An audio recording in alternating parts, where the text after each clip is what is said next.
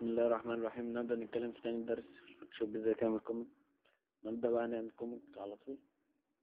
أول حاجة تجيب تمبلت من عندك على الجهاز.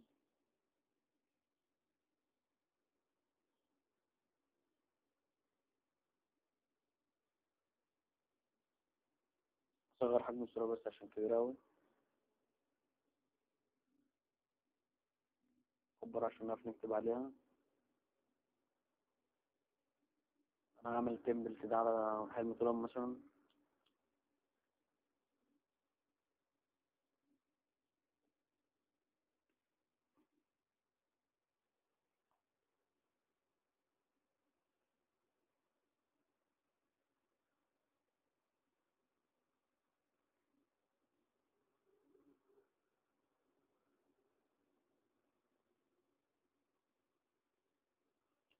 بعد كده نجيب من اللي هي في قائمة لير من تحت.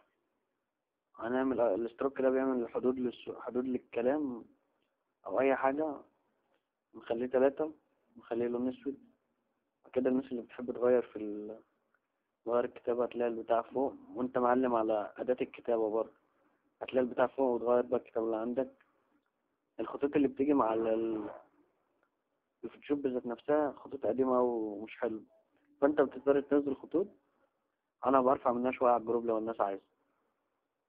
ولما تيجي تصغر وتكبر الكلمة او اي حاجة، صورة اي حاجة، لازم تدوس شيفت عشان تصغرك في حجم مناسب يعني ما تكبرش جزء تصغر جزء زي ما انتم شايفين. كده خلصنا. هنكتب تاني كلمة زيها بالظبط.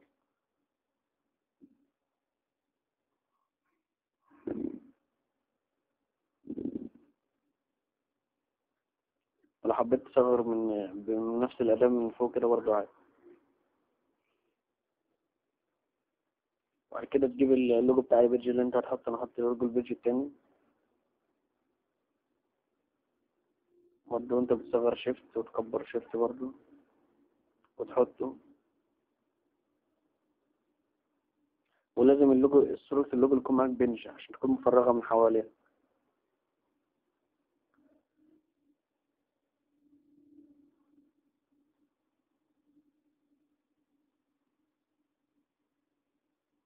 بس وبعد كده نحفظ وشكرا.